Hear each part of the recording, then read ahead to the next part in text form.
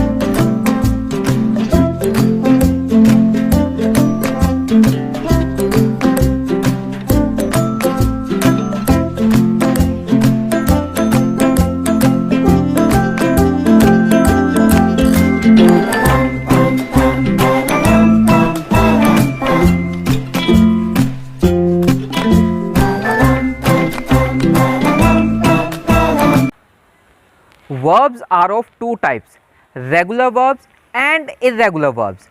Regular verbs are those whose past tense and past participles, means second form and third form, are made by adding d or an ed in the end of the base form. For example, accept, accepted, accepted, it is a regular form. And if we go with reach, reached, reached, it is an example of regular form, means we just have to add d or ed in the end of the base form. And if we go with the irregular verbs are those whose past tense and past participles are not made by adding d or an ed in the end of base form. For example, become, became, become, go, went, gone. So these are the examples of irregular verbs.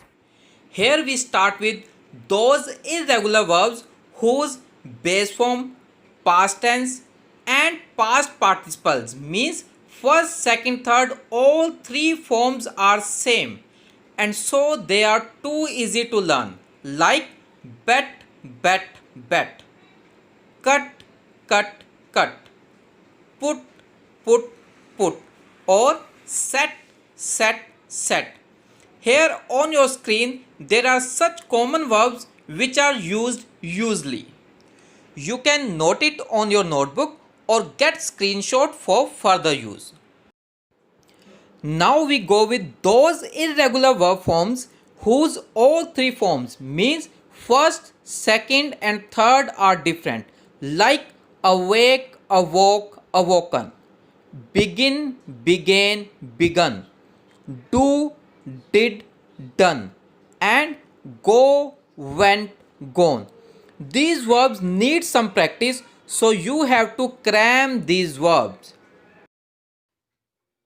Like all the regular verbs, there are some irregular verbs whose past tense and past participle, means second form and third form, are same, like bend, bent, bent, build, built, built, dig, dug, dug, or leave, left, left.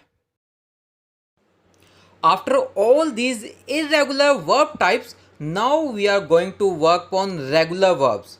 For example, first one is, if the last letter of base form is Y, then Y gets replaced by IED. But keep in mind, it does not happen in all the cases. It happens when last two letters of base form are consonant plus Y, not when they are vowel plus Y. For example, vowels are A, E, I, O, U, and except these 5 letters, remaining 21 are known as consonants. Most of the common verbs and some verb types have been discussed till now. If we talk about remaining, they are those which are formed by adding just D or ed in the end of base form. Now the question is when to add D and when to use ed. It's very simple. If you find the last letter of base form is E, then just add D in the end of base form to form past tense and past participles, means second form and third form. As E is already there, for example, advise, advised, advised. The spelling of advise is ADVISE. E is already there, so we just have to add a D. And if we go with the next example, it is hire, hired, hired. And keep in mind, exceptions are always here, like hear, heard, heard. It does not follow the formula of having E in the end of base form and adding D. Except these, with all other verbs, just add ed, like act, acted, acted, cook, cooked, cooked. Hope 3 form of verbs are no more difficult for you. So you just have to practice it and use it.